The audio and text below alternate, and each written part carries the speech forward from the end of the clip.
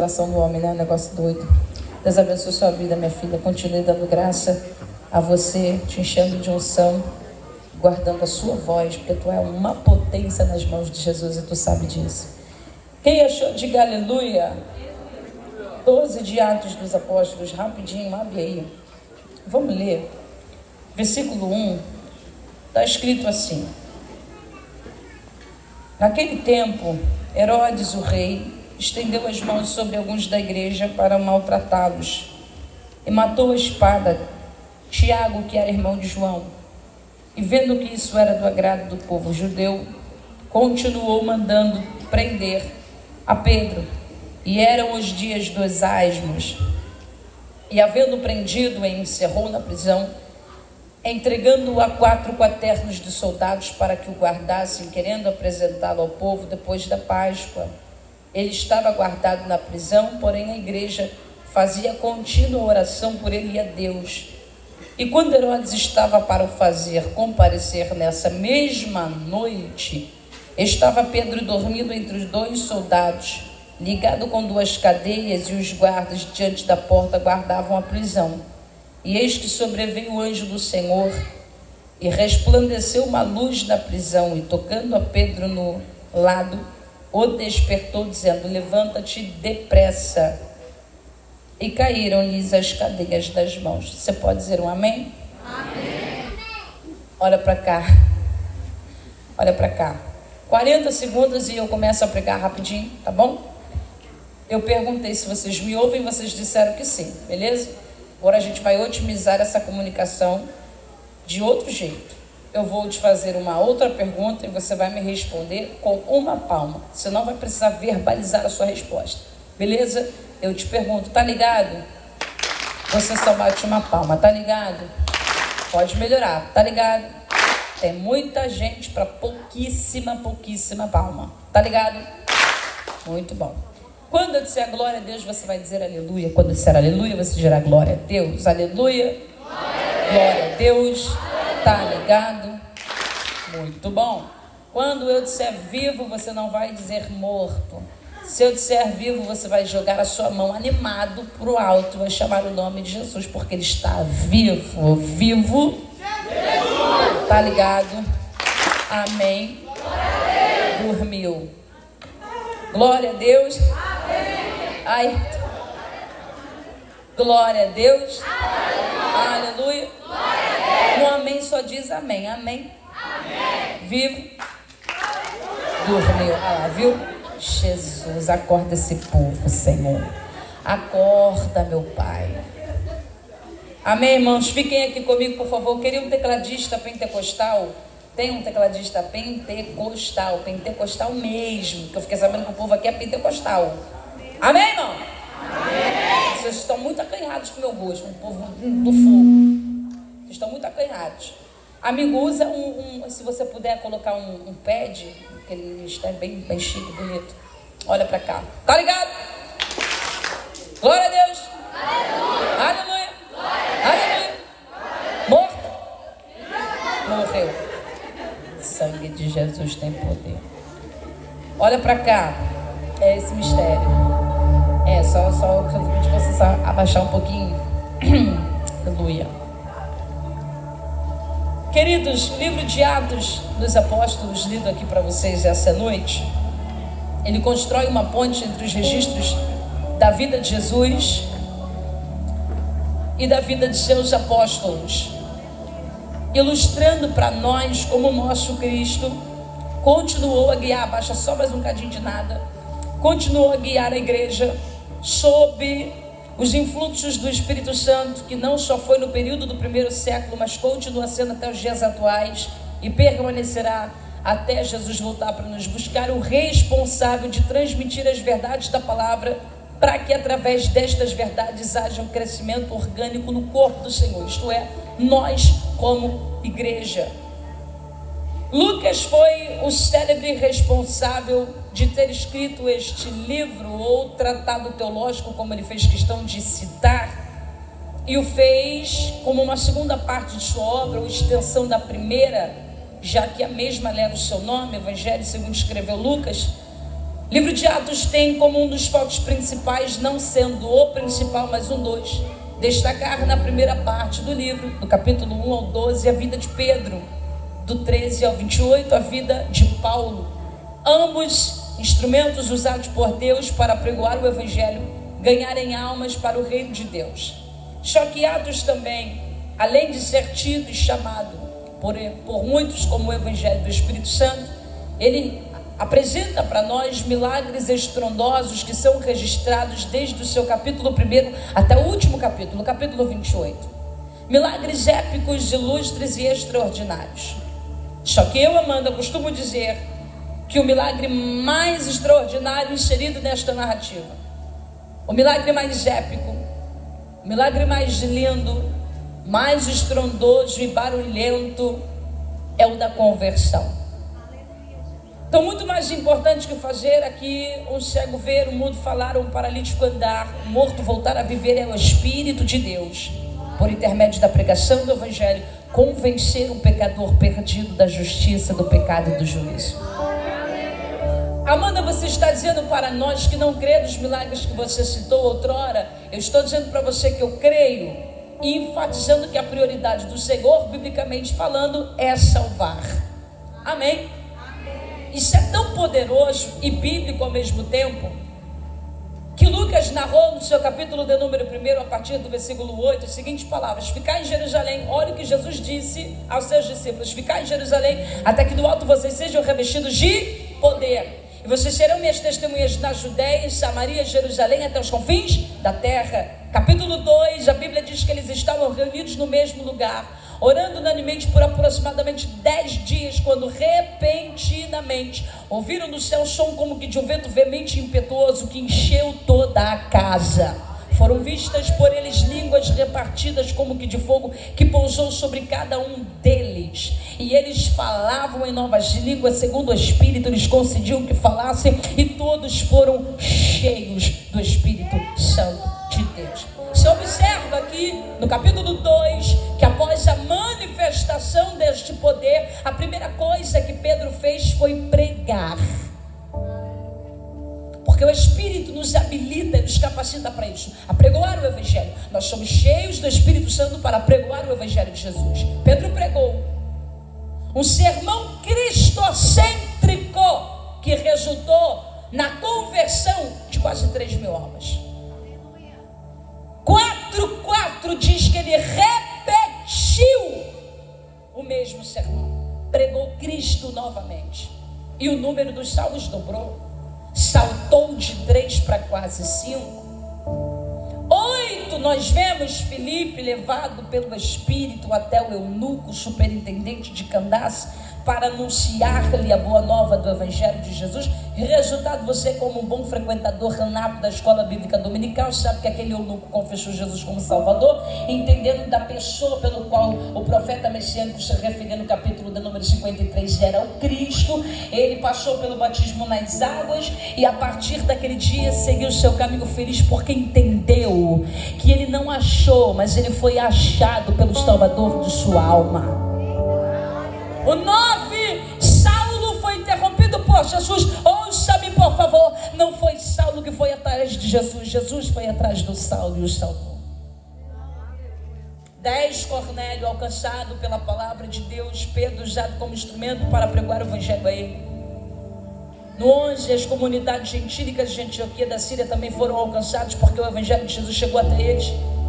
De sorte que todas as vezes que esse mesmo Evangelho poderoso, quando eu falo Evangelho, eu falo da boa nova do Evangelho de Cristo Jesus, da pregação, da salvação. Quando era comunicado naquele tempo, almas se rendiam a Jesus, e com isso a igreja crescia, progredia, avançava.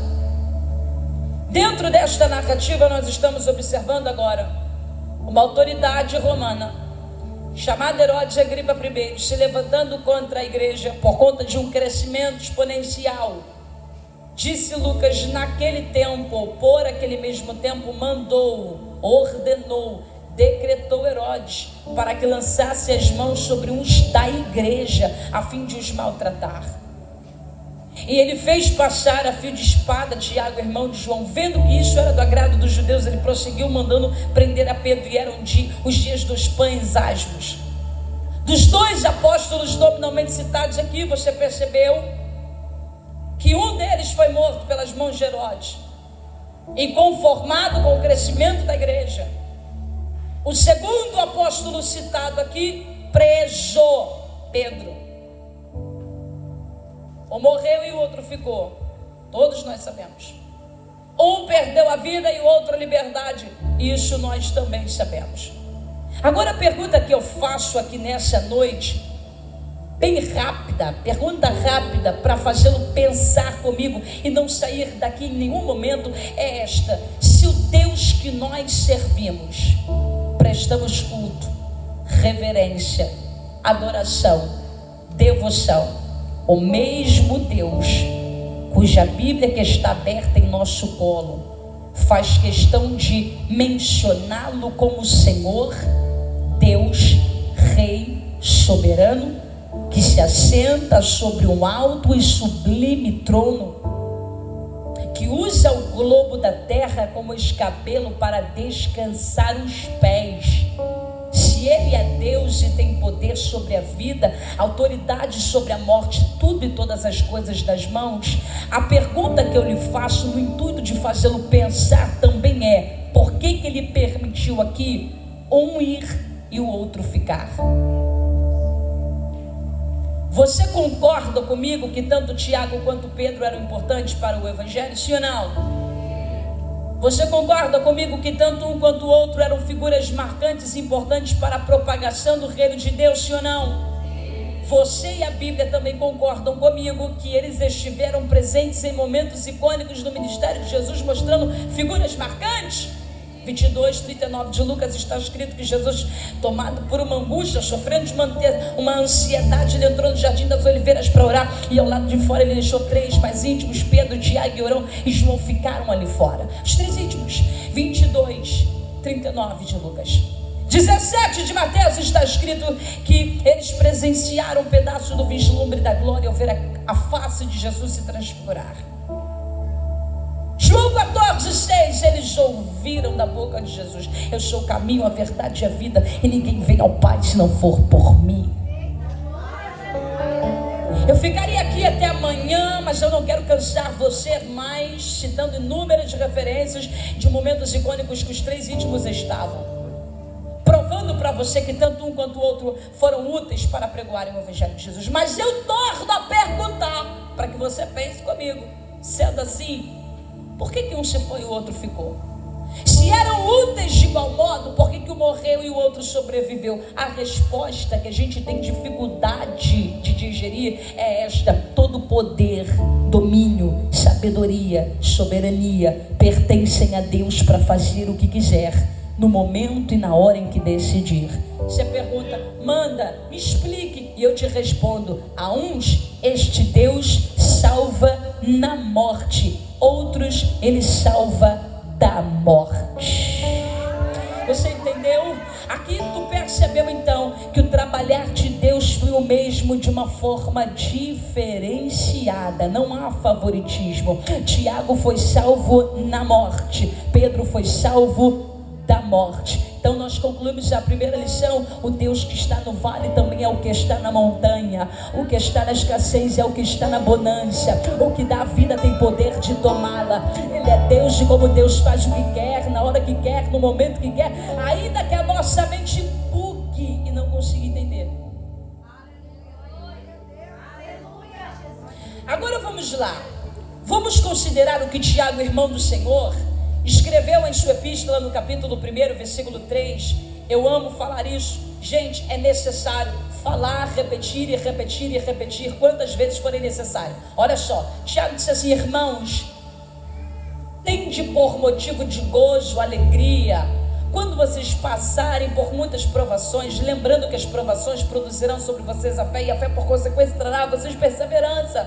A gente é coerente, a gente trabalha com pensamento nos dias atuais. Hoje é sexta-feira, início de final de semana, começo desse evento aqui, retiro. Vocês vão ficar aqui até, sabe Deus quando? Domingo, não é isso? Domingo? Vocês vão ficar aqui até domingo, cara. Vocês poderiam estar em qualquer lugar nesse feriadão, poderiam ter viajado para outro estado, não sei, ir ali para o Ceará, para o Beach Park. Vocês poderiam ter ido para Jericoacoara, vocês poderiam ter ido para Alagoas, mas fazer qualquer coisa. Vocês poderiam ter ido para minha cidade maravilhosa, Rio de Janeiro, amo demais. Vocês poderiam ter viajado para qualquer lugar, mas vocês abriram mão de estar lá, em outro lugar, para vir a este lugar, que não é qualquer lugar, mas quando nós nos reunirmos se torna a casa do Pai.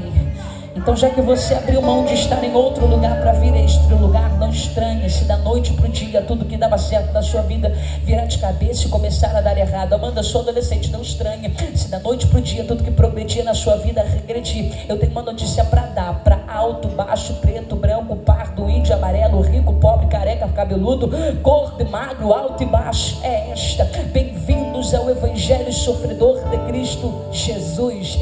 E se hoje Ele decidir não nos fazer mais nada, ainda assim Ele já nos fez absolutamente tudo. E se orarmos insistentemente e mesmo assim as coisas não saírem como gostaríamos, permaneceremos tendo motivações o suficiente para levantarmos as nossas mãos, erguermos as nossas vozes e tributarmos a este Deus louvor, honra, glória, poder e majestade.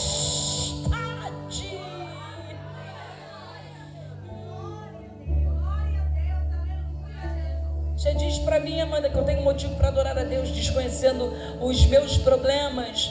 Eu digo que todos nós temos um motivo para adorar.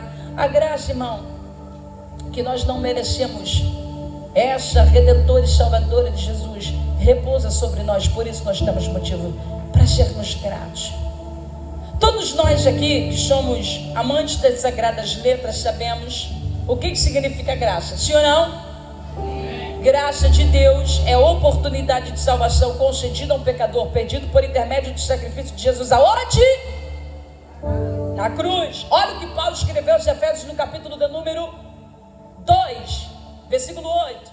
Pela graça de Deus vocês são, por meio da fé que vem de isso não vem de vocês, é dom de Deus, não vem de obras para que o homem não se glorie. Você entendeu que nada daquilo que já fez de bom pode fazer Deus te amar mais, como nada daquilo que você fez de errado um dia pode fazer Deus te amar menos ou deixar de te amar, porque nada daquilo que você tem, vive ou desfruta está ligado à tua meritocracia. É tudo graça, rapaz. Você foi alcançado pela graça, salvo pela graça, veio aqui por causa da graça, está aqui por causa desta graça, anda debaixo desta graça. E se não fosse ela, eu e você estaríamos perdidinhos da Silva. Só que Deus é tão bom, é tão bom, é tão benigno, é tão extraordinário, é tão grande, é tão excelso, Ele é maravilhoso, que além de nos ter dado graça, Ele ainda nos deu um bônus chamado misericórdia. Você sabe o que é misericórdia, irmão? Não, eu vou te explicar. Misericórdia significa livramento de um grande castigo. Amanda, não entendi. Se a graça me possibilita viver em Jesus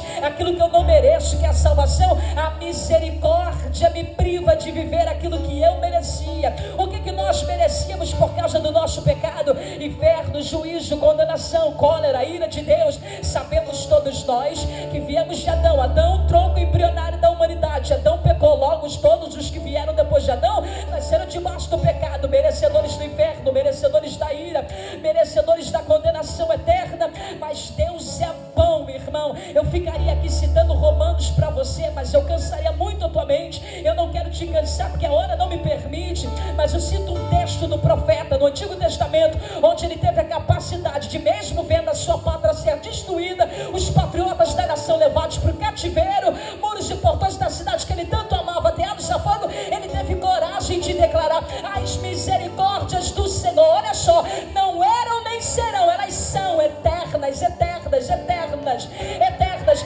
As misericórdias do Senhor são as causas de nós não sermos consumidos. Aí ele disse assim: novas são todas as manhãs. Eu estou gritando em alto e bom som que hoje bem cedo a claridade da luz dessa sexta-feira que invadiu a janela do teu quarto e não te deixou dormir até mais tarde como você gostaria, não foi a tua sensibilidade de ouvir o despertador tocar porque tinha que levantar para vir cumprir compromisso, rapaz, não, foi o ato ansioso de Deus de gritar na tua face: renova a misericórdia, e com ele te possibilita a oportunidade de viver mais um dia. Queria que você você agora, por favor, pegar essa tua mão ungida. Não vou pedir para você pegar, dar a mão a ele, não. Mas se você está perto de um amigo, eu queria que você desse um tapa bem recheado no ombro dele e dissesse: sorria, rapaz, porque você está vivo. A misericórdia de Deus se renovou para a tua vida. Ai, não vem com essa de dizer: eu estou sem dinheiro, a minha vida está virada de cabeça para baixo, está sem dinheiro, mas está vivo. A porta está fechada, mas está vivo. Está cheio de problema, mas está vivo. Você já parou para pensar na gama de pessoas que projetaram o dia de hoje? Foi falado isso aqui mais cedo, antes da minha oportunidade. Pessoas que projetaram o dia de hoje e não se levantaram de suas camas. Sabe por quê? Porque o salmista disse que Deus tem a soma dos nossos dias contadinhos na palma das mãos. Aí olha você, cheio de problema, chafurdado em crise, adolescente, crise de pânico, ansiedade, sabe Deus o que? Você disse talvez ontem na hora de dormir: Senhor, o Senhor podia me poupar dessa dor, desse sofrimento, desses problemas, dia a dia corrido, tá chato. O Senhor podia voltar de madrugada, me poupar de tudo que eu estou vivendo, eu não ia nem ver. Aí Jesus olhou para você lá do trono, sentado do trono, ouvindo você reclamar, dizendo: eu vou mostrar que quem manda na sua vida sou eu. Aí chegou hoje 6 horas da manhã, ele veio e deu bom dia para uns, para outros foi 7 horas, bom dia, para outros foi às 8h15, bom dia, para outros às 8h30, bom dia, para outros às 9, bom dia, para outros às 10, bom dia. Você levantou, rapaz. Você não está aqui porque é o bambambam, porque é o maioral, porque é o legal, porque pagou para vir nesse evento, não. Você está aqui por causa de Jesus e por causa da misericórdia que Ele renovou para você. Eu queria que você celebrasse a Deus hoje, por favor, porque a misericórdia se renovou e você está nesse lugar. Por favor, quando você pensar em murmurar, quando você pensar em reclamar, olhe para você: estou vivo, ó. Puxa o ar e celebre por estar vivo. Glória a Deus, aleluia. Aleluia, Deus. Tiago foi salvo Pedro salvo da morte, poupado pelas mãos de Deus, não padeceu a fio de espada como Herodes gostaria. O propósito na vida de Tiago se cumpriu, correto. O homem de Deus que morreu pela causa do Evangelho não negou o Senhor, manteve-se firme, padeceu sendo um apóstolo em prol das causas do reino. Só que Pedro estava vivo. O que Herodes fez? O encarcerou na prisão. Pedro foi colocado aonde? Bom, você não dormiu. Pedro foi colocado aonde? Na prisão. Aí agora Herodes disse assim: olha, vamos colocar 4 quaternos de soldados para escoltar o Pedro. Durante 7 dias, esses homens ficarão vigiando o Pedro até que se finde a festa, ok? A festa do pão sem fermento, que culturalmente era ligada à festa da Páscoa. Então não podia haver julgamento, execuções em período festivo. E ele, como líder do povo judeu, apesar de ser uma autoridade romana, sabia que isso era inviável. Então, para a gente não causar uma revolta no povo, a gente faz o que o povo quer. O que o povo quer? Prestigiar o Senhor na festa. Depois da festa, a gente arranca a cabeça do Pedro, como fizemos com o Tiago. Só que o que me choca aqui não é nem o fato dele ter colocado Pedro preso, ok, foi dele ter colocado Pedro escoltado por 4 quaternos de soldados. Vamos lá, uma conta básica: 4 quaternos de soldados totalizam aí 16 camaradas. 16 camaradas fazendo um rodízio num período de 7 dias. Eu me perguntei, porque eu não sei se choca você, mas chocou a mim quando eu li e eu estudei o texto sagrado. Rapaz, 14 soldados, 16 soldados para tomar conta de um pescador. A gente não está falando de um pedófilo, de um serial killer, de um traficante de drogas, de um homicida. Não estamos falando de um homem que era ameaça para a sociedade. Você concorda comigo? Nós estamos falando de um cidadão do reino, ok? Que virou ameaça para o inferno pelo peso da mensagem que ele pregava. Eu estou dizendo para você basicamente aqui que o inferno tem horror à tua vida, tem pavor de você, porque ele sabe a potência que tu é nas mãos daquele que te chamou das trevas para a sua maravilhosa luz. É só isso. Aí Herodes, olha, vamos colocar 4 quaternos de soldados para tomar conta do Pedro. Aí eu fui investigar mais a fundo e descobri por quê. Alguém chegou para Herodes e disse assim: cara, tu não conhece um homem que prendeu, mas eu vou te contar basicamente a história dele. Vamos fazer uma retrospectiva? Esse mesmo Pedro, sobre o qual o Senhor colocou encarcerado, foi preso pelo Sinédrio judaico uma vez. Só que nós não sabemos explicar como ele saiu da cadeia. Aí a investigação foi feita, o chefe da guarda não viu sair, o carcereiro não viu sair, os demais soldados não viram sair. No fim nós só ficamos sabendo que a porta de ferro que o prendia se abriu, ele com vida saiu e voltou para as ruas para pregar esse Jesus. Pronto, tá aí um problema. Teve uma segunda vez, senhor, ok? Colocaram ele encarcerado lá, ele tomou uma surra do Sinédrio, foi colocado preso. Tá, e aí? E aí que ele saiu, cara? Como? Eu não sei, que eu não estava lá. E o chefe da guarda não viu? Não. O carcereiro não viu? Não. E os demais soldados? Também não viram. E aí? A porta de ferro que o prendia pela segunda vez se abriu. Ele com vida saiu e voltou para as ruas para pregar esse Jesus aí que o Senhor já sabe. Aí Herodes, vamos fazer o seguinte: ele saiu a primeira, deu problema, saiu a segunda, deu problema, não pode sair a terceira, vamos mostrar que nós estamos na frente. Aí eu me lembrei, quando eu li esse episódio, do que aconteceu no livro do Êxodo, quando os filhos de Israel foram oprimidos. Faraó, quando percebeu o crescimento do povo, ele disse assim: olha, vamos dobrar a carga de serviço dessa gente, porque o trabalho escravo, braçal, vai cansar tanto esse povo, e com cansaço vai tirar deles a expectativa de se tornarem uma nação um dia. Só que a Bíblia diz que o efeito foi o contrário, porque ao invés de oprimir para destruir, eles oprimiram para contribuir com o crescimento. A Bíblia que diz, irmão, eu não estou inventando não, quanto mais oprimiam, mais o povo crescia, quanto mais perseguiam, mais o povo prosperava. Aí eu entendi, ok, prendeu Pedro a primeira, deu problema, prendeu Pedro a segunda, deu problema, prendeu Pedro a terceira, não pode sair daqui. Eu fui entender por quê. O que Pedro tinha de tão especial? Grita bem alto comigo: currículo. Não, você dormiu, fala currículo. História. Eu não estou pregando para uma igreja sem história, estou pregando para a igreja que tem história. Nós descendemos de lá, ok? Essa igreja aqui vem de lá, ok?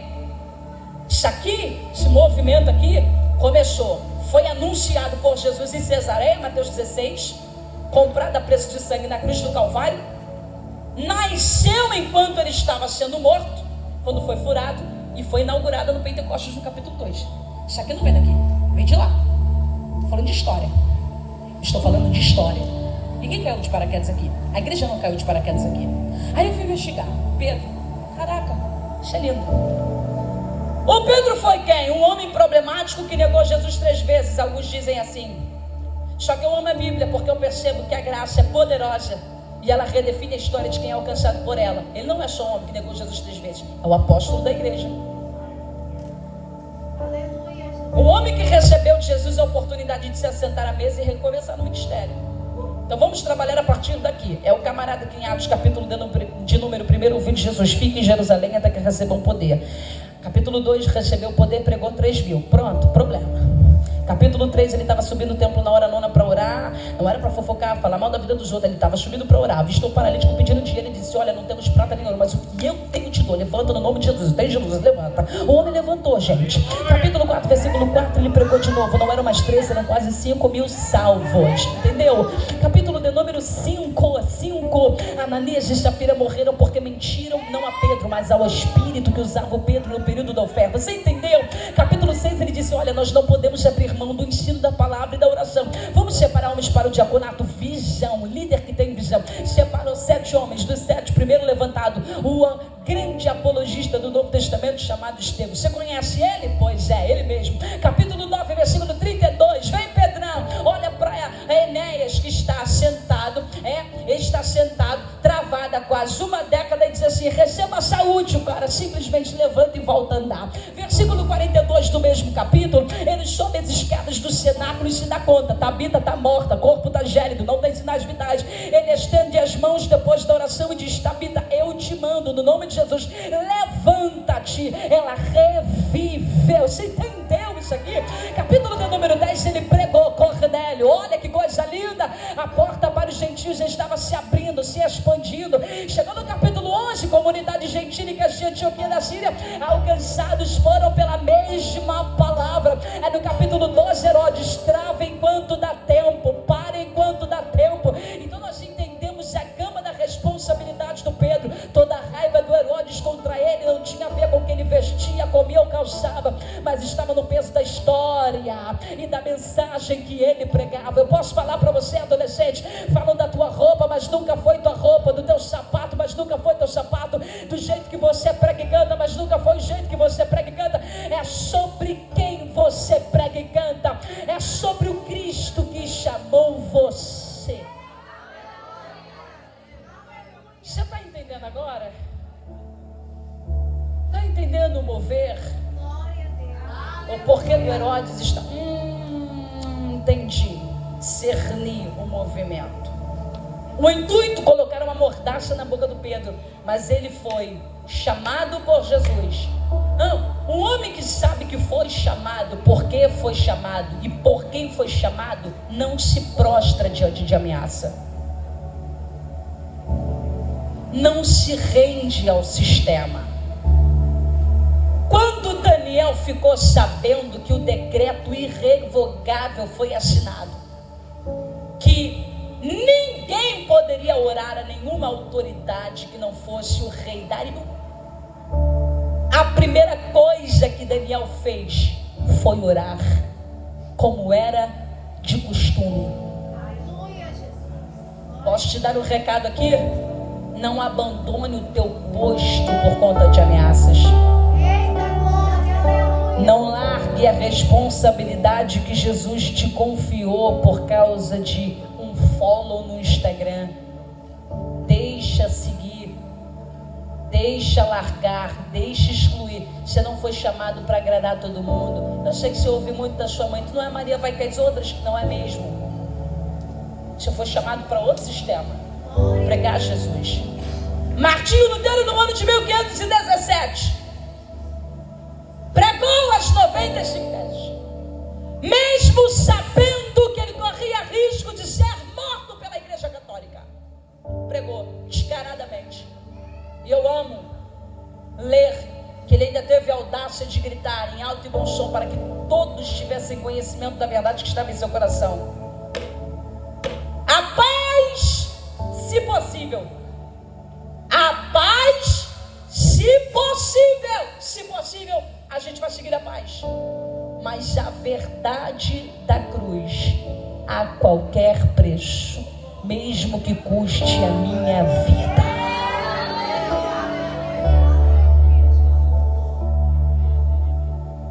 A mordaça está na boca. Qual é a expectativa? Ver Pedro parar de pregar o Evangelho de Jesus. Você pode olhar para o seu coleguinha bonitinho, arrumadinho, cheirosinho, e dizer para ele: não cale a boca. Fala na sua escolinha, na sua faculdade, no seu trabalhinho, pregue Jesus. E se deixarem de me seguir no Instagram, pregue Jesus. E se me removerem daquele grupinho de WhatsApp, pregue Jesus. E se pararem de falar comigo da noite para o dia, pregue Jesus. E se repentinamente eu for excluído, pregue Jesus. A paz, se possível, mas a verdade de Jesus a qualquer preço.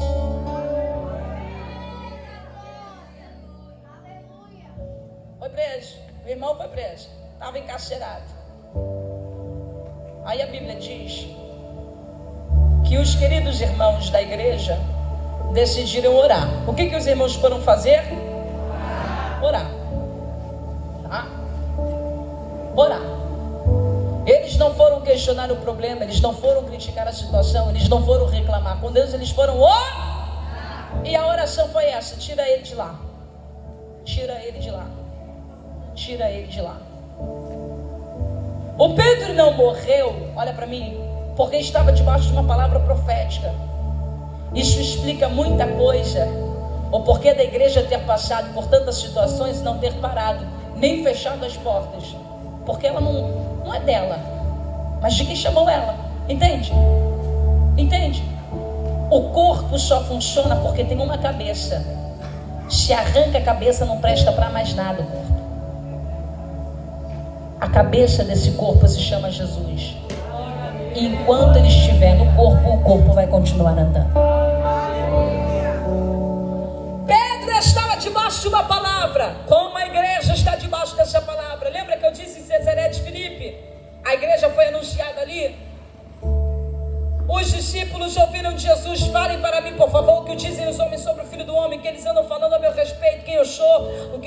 que eu represento para aquela gente? Eles responderam, não copia e cola. Alguns dizem que tu és João Batista, outros dizem que tu és Jeremias, outros dizem que tu és Elias, ou alguns dos demais profetas. Aí ele continuou com a mesma pergunta, só mudou a direção. E vocês, quem vocês dizem que eu sou? O que eu sou para vocês, o que eu significo para vocês, o que eu represento para vocês?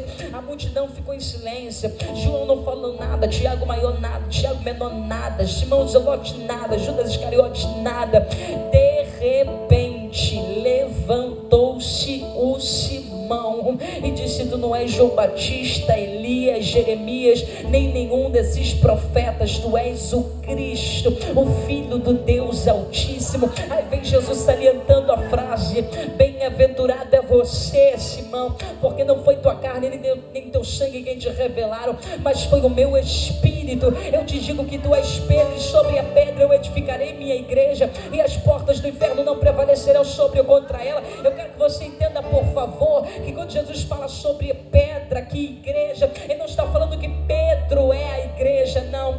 Pedro aqui é Petros, Petros é fragmentos de uma rocha, mas quando ele fala sobre pedra, ele está falando sobre pedra, grande rochedo, rochedo de fundição. Você vai entender isso agora. Simão, você é só um fragmento de mim, porque a base que sustenta a obra sou eu.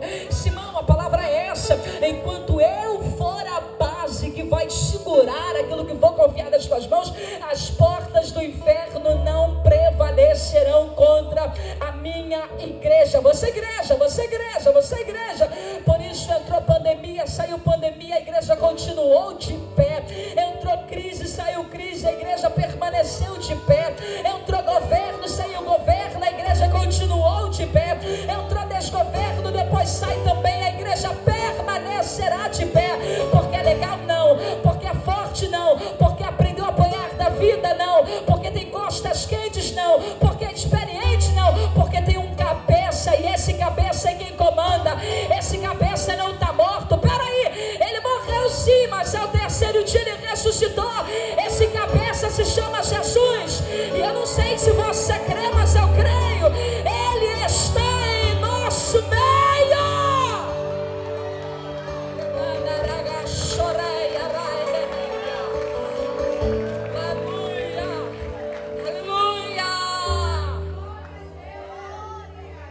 Você volta um pouco a história e percebe que os homens estavam fazendo basicamente isso aqui, ó, copia e cola, reproduz o que ouve, o que aprendeu. Alguns dizem isso, outros dizem aquilo. Aí Simão, não, porque o que eles fizeram na verdade foi reduzir Jesus. E como eu gosto de dizer, isso não é segredo para absolutamente ninguém que estuda a palavra de Deus aqui, o quanto Jesus vem sendo reduzido ao longo desses 20 séculos, irmãos. A retrospectiva da história, judeus, começando por eles, o reduziram a um falso Messias, não passa disso. Os muçulmanos o reduziram a um profeta da mesma linhagem, que olha a audácia, menor que Maomé. Budistas o reduziram a um espírito evoluído, iluminado. Os espíritas o reduziram ao padrão perfeito de toda a ética existente, moral. Olha, as testemunhas de Jeová o reduziram a um ser que foi criado em algum tempo lá na eternidade. Alguns crentes o reduzem a um arrepio na coluna num período de culto como esse, porque se não tiver, Jesus não está na casa, dentro da sua perspectiva. Mas em João 1:1 ele não era nem será, ele é o verbo de Deus encarnado sobre a terra. Para a mulher samaritana, ele é a fonte de água viva que jorra para a vida eterna, e quem bebe dessa água nunca mais volta a ter sede. Para o perdido, em João 14:6, ele é o caminho, a verdade e a vida, e ninguém vem ao Pai se não passar pelo Filho. Em Apocalipse, para João, ele é o Cristo revelado em Patmos, que tem olhos como chama de fogo, pés como bronze polido, seu rosto brilha mais que o sol do meio-dia. Da sua boca sai uma espada afiada, só que a voz é como o som das muitas águas. Em uma das coxas está escrito que ele é Rei dos reis e Senhor dos senhores. Seus cabelos são mais alvos que a lã, suas vestes são branquíssimas. Em Apocalipse 21, ele é o Consolador que enxugará dos olhos da igreja naquele grande dia toda lágrima. Em Apocalipse 22, nele começa, nele termina. Ele é o alfa, ele é o ômega, ele é o princípio, ele é o fim de todas as coisas. E como Jesus perguntou lá, eu pergunto aqui: quem Jesus é para você? Quem ele é para você? Você bate no peito para dizer que você é inconformado com o pecado, mas eu pergunto, Jesus é o que para você, irmão? Jesus é o que para você?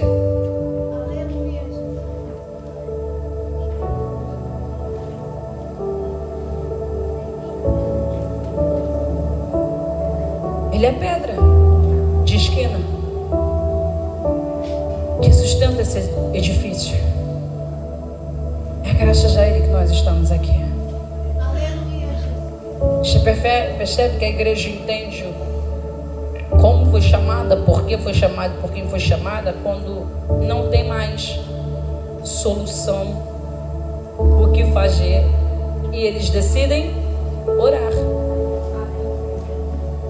Com todo respeito aos irmãos que estão aqui, orar e ter respostas imediatas é muito bom, mas ele não é revista da Avon, da Boticário, nem o gênio do Aladim para sair quando eu e você damos uma esfregadinha para nos atender dentro do nosso imediatismo. Ele é Deus, Ele é marido. Ele não procura visita, Ele procura morada, relacionamento. Aleluia, Deus. Não é uma vez no culto e outra vez fora, é todo dia. Porque quem vive de casa é prostituta. E você não é prostituta, você é noiva.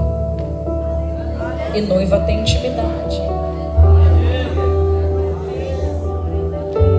Pedro está preso, a noiva foi orar para o noivo. Tira o Pedro de lá, porque a gente não tem o que fazer. Olha, Senhor, a gente não tem dinheiro para pagar fiança. Voz influente na política ninguém tem. A única condição para o Pedrão sair de lá é ele negar o Senhor. E tu sabe que ele não vai fazer isso de novo. Tira o Pedro de lá. Arranca o Pedro de lá. Olha o poder da unidade da igreja quando se põe em oração. O que faz? A igreja se uniu para orar em prol da libertação do Pedro. A Bíblia diz que Deus enviou um anjo. O anjo chegou no cárcere e libertou Pedro daquela prisão. Sabe qual é o problema? A gente quer poder, a gente quer vir numa conferência como essa aqui, marchar beça, mas não quer cultivar no quarto de porta fechada. Fica difícil, irmão. Fica difícil. Esperar chegar aqui para receber poder. Você tem que trazer poder de casa, do teu quarto, de porta fechada. Aí a gente vem para um culto como esse, espera poder. Deposita na cantora poder, poder, poder. Deposita no pregador poder. Pregador xoxo, pregador vazio. Irmão, vazio tá você que não ora em casa. Você não tem que pôr na responsabilidade do líder do evento, do pastor da igreja, do pregador que saiu do Chuí, da cantora que saiu do Iapoque, para trazer mover. Alguém traz mover, é você que traz o teu culto de casa. Ai, que culto feio. Reclama de ti, irmão. Culto tá feio porque é o teu culto. Você não presta o culto do outro, você presta o teu culto. E se o altar está quebrado em casa, como é que tu vai receber fogo aqui? A Bíblia diz que para Elias orar a Deus, depois daquele estardalhaço que os profetas de Baal fizeram, ele precisou fazer o quê? Para o fogo cair. Consertar o quê? Você está com o altar quebrado, que fogo como, irmão? Você quer uma verdade aqui? Eu posso falar, posso ser bem sincera. Eu quero que você saia conformado com isso. Deus é sábio. Que dentro dessa sabedoria tão doida que Ele tem, não se assuste. Às vezes Ele é capaz, não te permitir, Ele é capaz de levar um Pedro à prisão só para mover a igreja em oração. Vou repetir, Deus é sábio. E dentro desta sabedoria que Ele tem, às vezes Ele é capaz de levar um Pedro à prisão só para mover uma igreja em oração. Eu levo o Pedro, mas movo você. Parado você não continua. Frio você não permanece. Eu vou te mover de algum jeito. Você lembra da pandemia? Todo mundo lembra da pandemia, né? Um tempo que estava todo mundo trabalhando, fazendo faculdade, com a vida financeira intacta. Olha, as empresas ganhando, faturando demais. E Deus chamando o povo, venha relacionamento, vamos embora, quero relacionamento, quero vocês de volta no altar. E o povo, não, Senhor, a gente tem que trabalhar, a gente tem que fazer faculdade, se formar na faculdade. Não, Senhor, a gente tem que casar, a gente tem que viver a nossa vida, a gente tem que fazer nossas coisas. E Jesus estava dizendo, venham gente, eu quero relacionamento, quero intimidade, quero relacionamento, quero intimidade, quero relacionamento, quero intimidade. E o povo não. Jesus, eu vou precisar parar vocês. Dito e feito, pandemia, pá, stop, glow. Eu nunca vi, irmão, nesse período de pandemia, os irmãos orando tanto como eu vi agora. Gente com 20, 35 anos de crente, orando em 5 anos de pandemia, o que não orou em 30.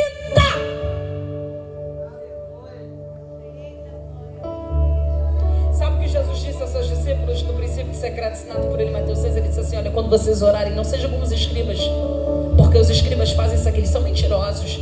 Eles são mentirosos, eles vão às praças públicas e eles oram em voz alta para evidenciar uma vida de santidade em público que não vivem no secreto. Porcos mentirosos. Em contraste, Jesus quando diz, quando orar, diz, entra no teu quarto, fecha a tua porta e ora ao Pai que está em secreto, o Pai que vem em secreto em público te recompensar. Oh, era basicamente isso aqui, olha, o que eu estou querendo dizer para vocês é isso, ó. Vocês não são daqui, e por não serem daqui, não tem que fazer aquilo que os que são daqui fazem. Vocês são do reino, por serem do reino tem que fazer o que ele manda. E é este o ensinamento. Entra no quarto, fecha a porta, ora ao Pai que está em secreto, o Pai que vem em secreto em público te recompensar. A gente não está falando de um dia de oração, não. A gente está falando de uma cultura de oração implantada. A W. Pink disse, nós somos os maiores porcos hipócritas se somos vistos em reuniões públicas de orações por homens, como cultos como esse, mas não somos vistos em reuniões secretas de orações por Deus, mentirosos. Atos 1, os irmãos estavam juntos, oraram para tirar sorte depois que Jesus foi assunto aos céus para substituir Judas no apostolado. Oraram, não tomaram decisões sem orar. Atos 2, oraram, viveram o cumprimento da promessa, foram cheios do Espírito Santo. Atos 3, estavam indo manter a cultura de oração no templo na hora nona. Atos capítulo 4, versículo 31, o alicerce do templo tremeu, porque eles celebraram a Deus, porque Pedro foi solto. Os irmãos foram cheios do poder. Atos capítulo 5, eles oraram no período da oferta. Atos capítulo 6, Pedro orou junto com os 6.000 crentes para escolher os 7 diáconos. Atos capítulo 7, enquanto estava sendo apedrejado, Estevão orou por aqueles que estavam apedrejando ele. Em Atos capítulo 9, Pedro mantinha uma vida de oração, por isso teve poder para levantar as mãos e dizer, Enéas, receba saúde. Atos capítulo 9, versículo 42, antes de Dorcas ressuscitar, Pedro precisou orar.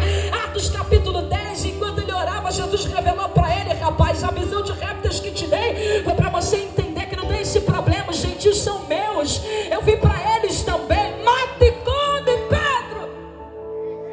No capítulo do número 12, o irmão está preso, e os que mantiveram uma cultura de oração tomaram vergonha para irem orar. Aí eles disseram, Senhor, o recurso acabou. E eu amo esse Deus porque ele age quando percebe que o recurso na horizontal acabou, e a gente vai para a vertical para clamar. Escute, não se assuste, Deus é especialista em chegar nos 45 do segundo tempo. Não pare de orar. Daniel não parou de orar, foi para a cova. 45 do segundo tempo, Dario, depois do tempo estabelecido, chegou desesperado, pediu para remover a pedra da boca da cova. Removeram. Só deu um grito. Olha a voz trêmula do macho. Oh, Daniel, servo do Deus vivo. Pensando, coitado, que Daniel, velho e caquético, já tinha sido devorado pelos leões famintos há dias. Aí Daniel, lá do fundo da cova, ó rei, vive para sempre. O meu Deus enviou o seu anjo e me livrou da boca dos leões. Os 45 do segundo tempo, Deus entra, Lázaro morto há 4 dias. Olha, fedendo, o cara já liberando gases podres. Jesus disse assim, vamos gente, removeu a pedra. Ele chamou uma única vez, venha Lázaro para fora. O macho saiu de lá de dentro. Amém. A viúva de Naim trilhando o caminho da dor pela segunda vez. Primeiro porque levou o marido, agora porque estava levando o filho. Aí a multidão se choca. A multidão de alegria que vinha com Jesus no culto se choca com a multidão fúnebre de tristeza que estava indo com ela pro cortejo. Aí Jesus olha para ela e diz assim: não chores, mulher. Aí de repente ele chega pertinho do esquife, toca e diz assim: menina, levanta. O menino simplesmente vai, levanta.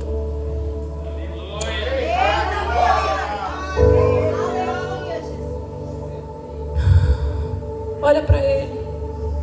Jesus morreu na sexta-feira, antes do Shabat. No Shabat ele já tinha morrido, já estava morto. Shabat para o judeu começava às 18 horas da sexta-feira. Jesus morreu no período da tarde. Tiraram o corpo dele de lá, colocaram no sepulcro. José de Arimateia disse: olha, vou emprestar um sepulcro que ninguém usou. Colocaram ele lá. Sábado de aleluia, silêncio total. Domingo, quando tudo parecia perdido, Maria foi lá desesperada, achando que o corpo de Jesus estaria lá, levando especiarias. O anjo perguntou para ela: por que tu procura no meio dos que estão mortos aquele que vive? Ele não está aqui, ele ressuscitou. Os 45 do segundo tempo ele ressuscitou, cumprindo a sua palavra. A Bíblia diz que a morte tentou lançar aguilhões contra ele, mas não conseguiu prendê-lo. Ele venceu a morte. Dos 45 do segundo tempo, a guilhotina preparada. Você leu o texto comigo? Naquela mesma noite, Deus enviou um anjo em resposta à oração da igreja. O anjo entrou no cárcere, tocou em um dos lados de Pedro e disse: levanta-te, cinge-te e vamos embora. Terceira vez, as portas se abriram, as algemas caíram e ele saiu com vida.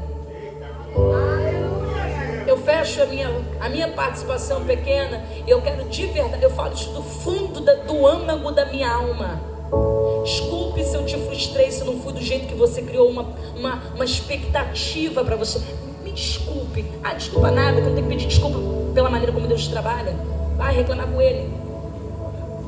George Morrison, ao seu vasto público, encerrou o seu sermão sobre Atos capítulo 12 fazendo uma seguinte pergunta, e eu faço ela aqui nessa noite: se o anjo chamou Pedro, quem chamou aquele anjo?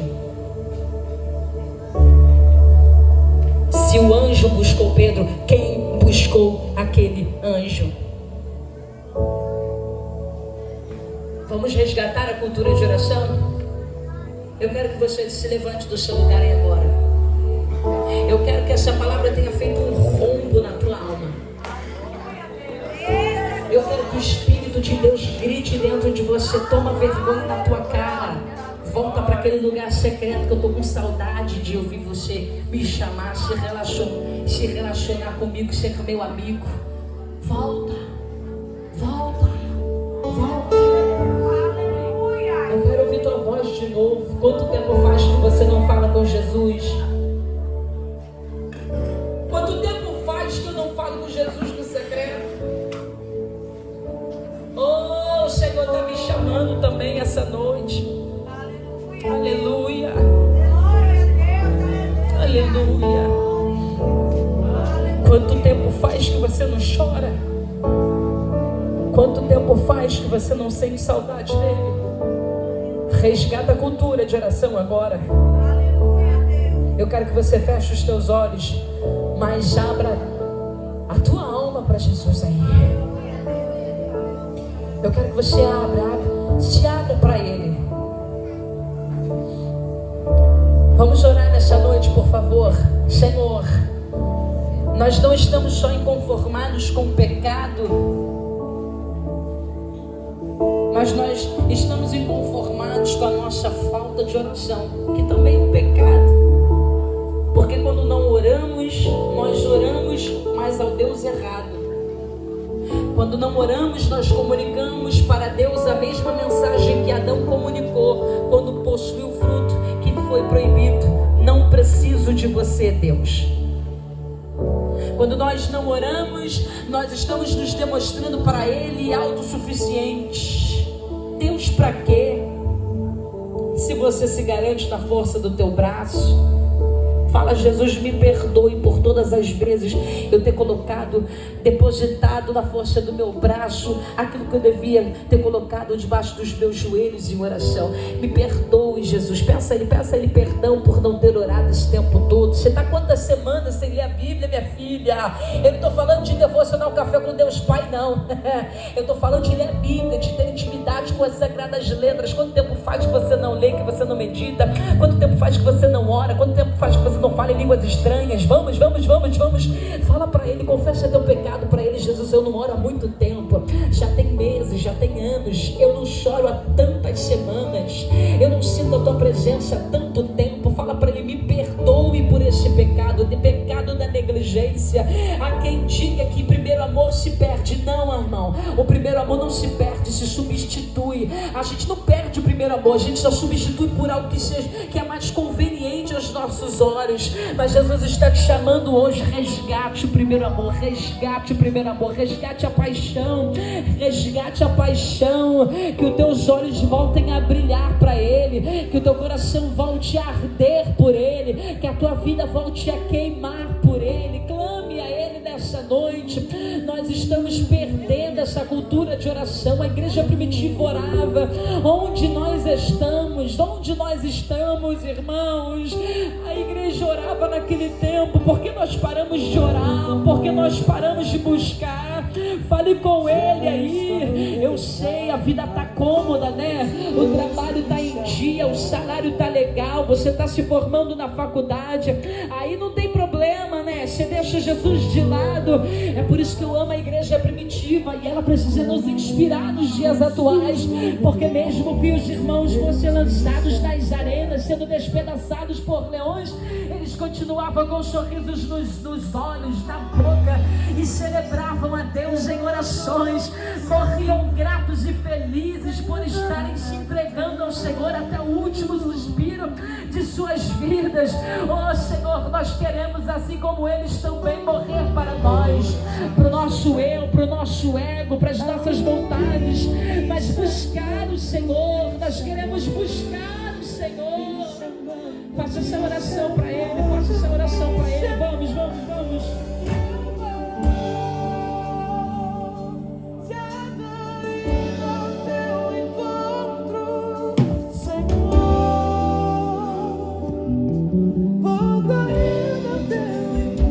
Diga para Ele: nós te pedimos, Senhor.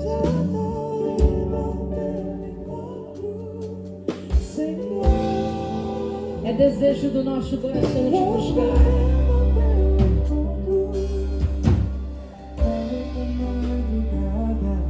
Se você sabe, cante. Sou deitado, mas ouço Deus me chamar. Quanto tempo faz que você não ora de madrugada? Quantos anos? Sua voz, sua vida. Sussurro. Você sabe quantos meses fazem? Dá tempo. Jesus quer te resgatar hoje. Meu coração se aperta, eu ando tão cansado. Você está cansado dos trabalhos da vida, trabalhando, estudando, colocando tudo no lugar de Jesus. Ele está dizendo: volta. Ao ouvi-lo me chamando, me chamando. Responda Ele nessa noite, digo: eu vou. Já estou indo ao teu encontro, Senhor. Vou correndo ao teu encontro, eu vou. Já estou indo ao teu encontro, Senhor.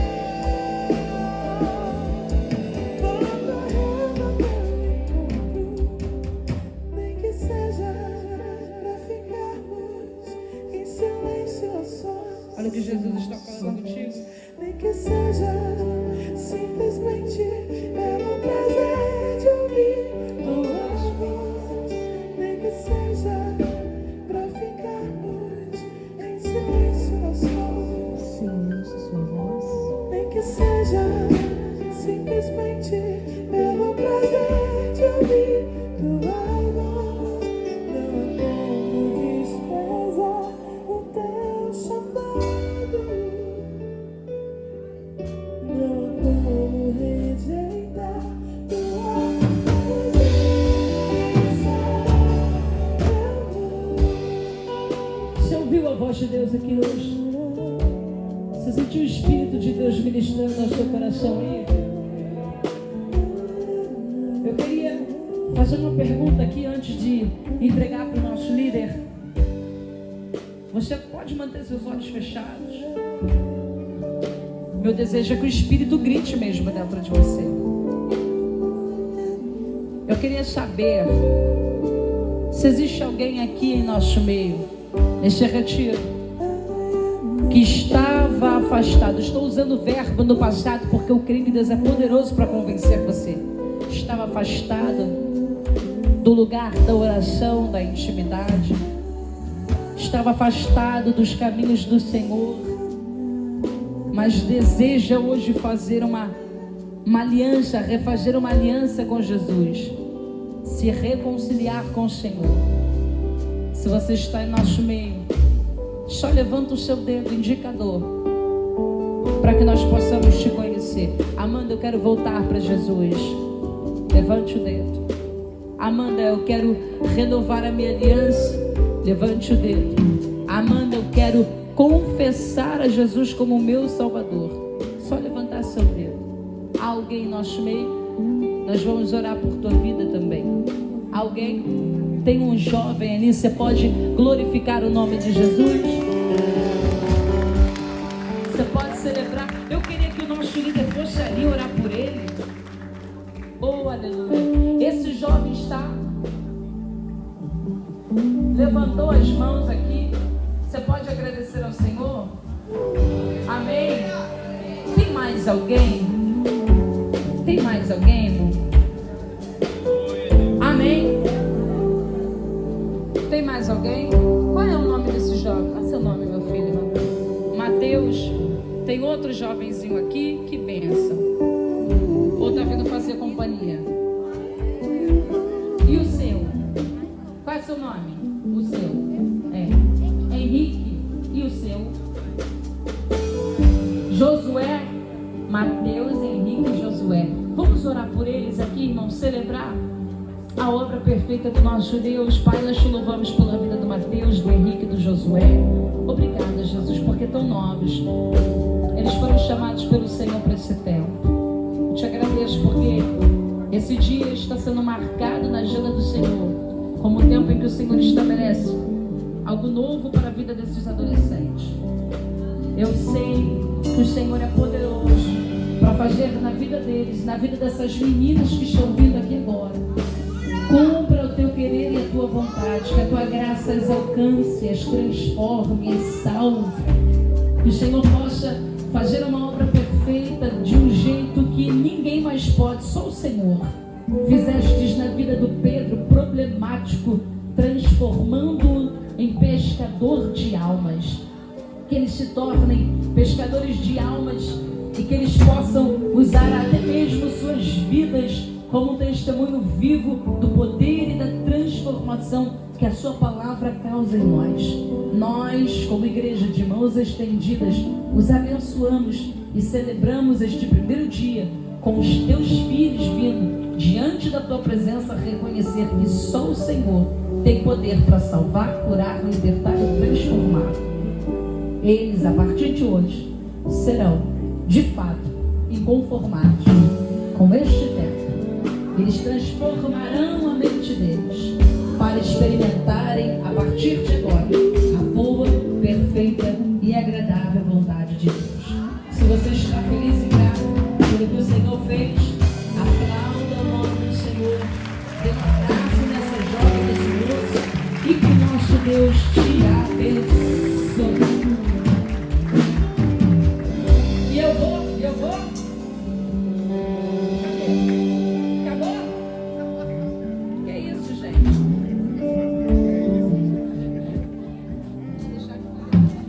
Aleluia. Glória a Deus. Você pode aplaudir Jesus mais forte? Você pode aplaudir Jesus mais forte nessa noite? Nessa noite. Feche seus olhos um pouquinho mais. Feche seus olhos um pouquinho mais. Eu vou pedir para ela vir cantar só um lindo momento mais uma vez, só para você, como gratidão a Deus, para a gente encerrar, porque Ele nos livrou da tormenta, Ele nos deu hoje um lugar na mesa da comunhão com Ele, para sentir a presença dEle. Nós estávamos afundados no pecado e hoje estamos aqui, livres da tormenta, livres. Então feche seus olhos e aproveite o lindo momento que você tem com Jesus nessa noite. Feche teus olhos, esqueça tudo agora e diga que esse momento é lindo, esse momento é único, é lindo. Feche seus olhos. Receba a visita do Espírito Santo. Espírito Santo, vem sobre os irmãos. Quero ir contigo mais profundo. Vem sobre a geração do Kairos, Jesus. Vem sobre o coral de adoradores. Vem sobre o harpa de Davi. Vem sobre a geração Reobote, Jesus. Aproveita, moça, aproveita.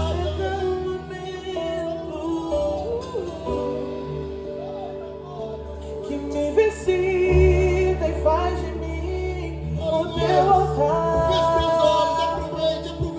Quero ir contigo mais profundo. Segura-me, Segura, Jesus. nunca mais Segura, Jesus. Leva-me ao lugar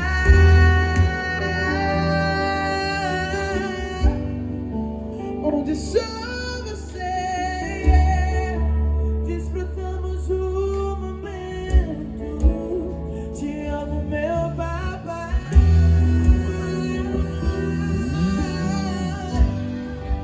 Eu dependo desse amor e sentir sem morro. Leva-me ao lugar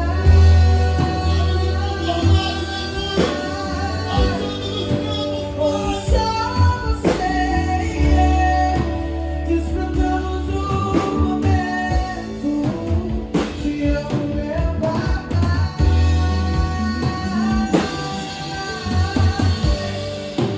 Eu dependo desse amor e sentir sem morro.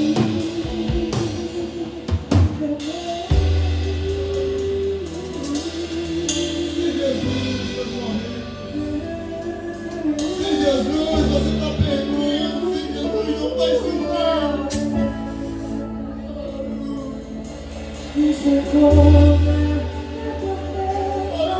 me livrou, transformou minha tristeza e mudou minha vida. Nós temos lugar na mesa do Pai. Nós não somos mais escravos do pecado. Declare para Ele, declare. Lugar na mesa. Tem cebola na mesa, me livrou nessa mesa, transformou minha tristeza e mudou minha vida inteira. Me vestiu com roupas novas,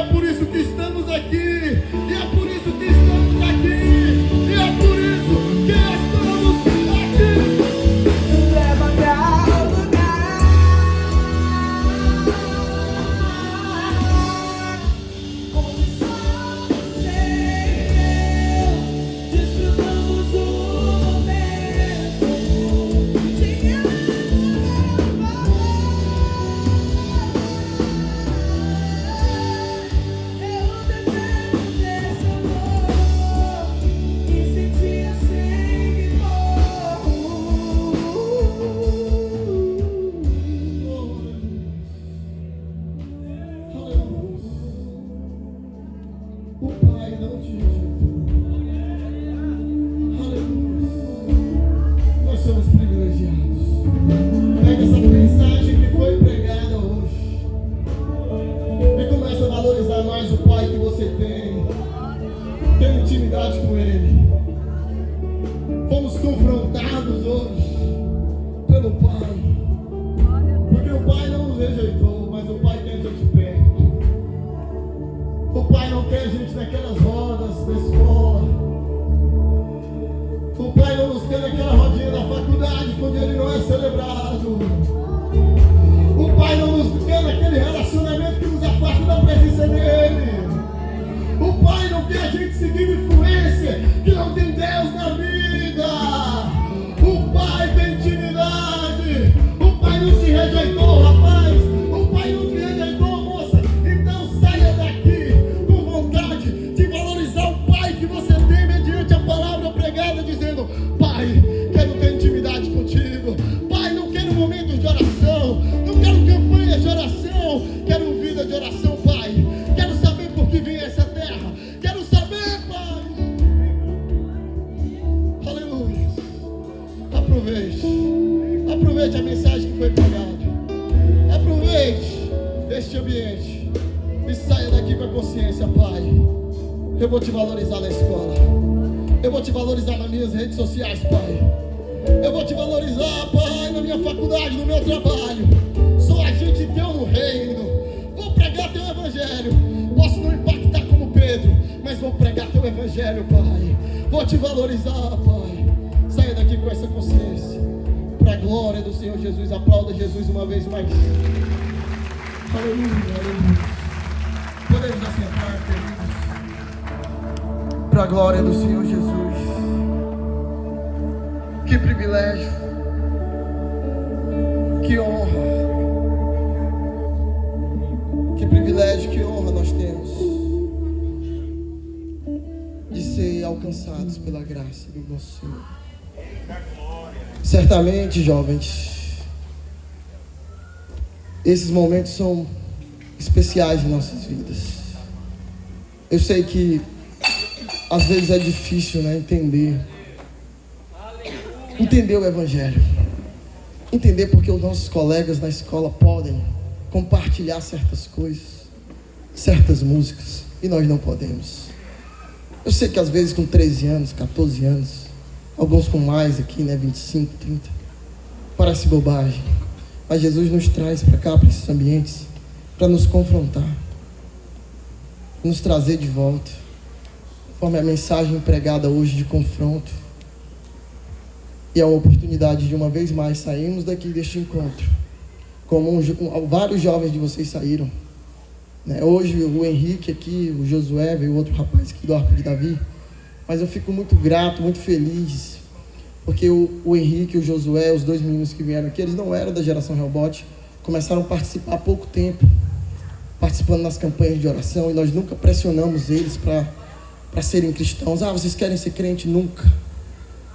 Nós trouxemos para o inconformado, e Jesus, ninguém pressionou, ninguém foi lá e disse: vocês precisam de Deus.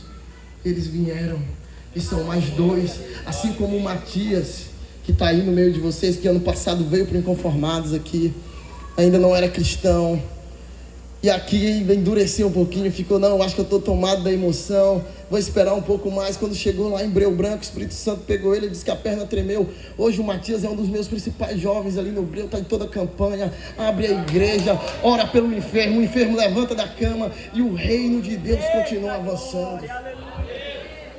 E é sobre isso. E eu quero ver esses testemunhos em todos os grupos, porque o Inconformados não é o que acontece aqui, é o que acontece depois daqui. Então, que vocês jovens do Arpa de Davi, do Kadosh, da geração de adoradores, da Hellbot, impactem lá fora. Aqui nós só estamos sendo preparados. Amém? Glória a Deus. Louvado seja o nome do Senhor Jesus.